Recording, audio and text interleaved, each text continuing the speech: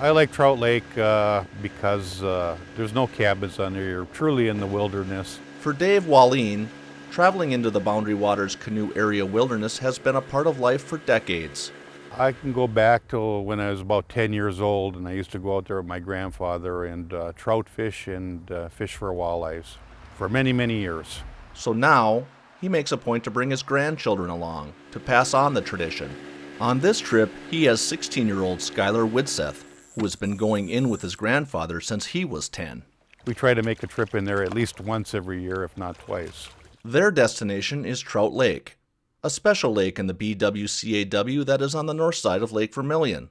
Special because it's a relatively easy lake to access, and visitors can use a motor, unlike most lakes in the wilderness that require canoes or a non-mechanical means of travel. It's about a half-mile portage over a road.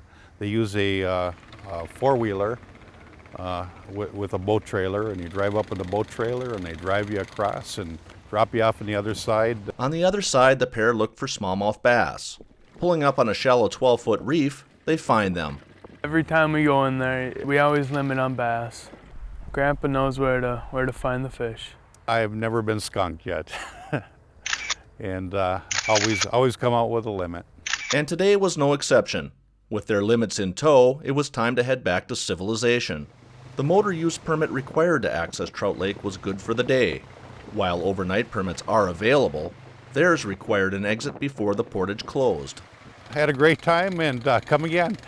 On an adventure in the Boundary Waters Canoe Area Wilderness, I'm Greg Schulzenberg of the Mesabi Daily News.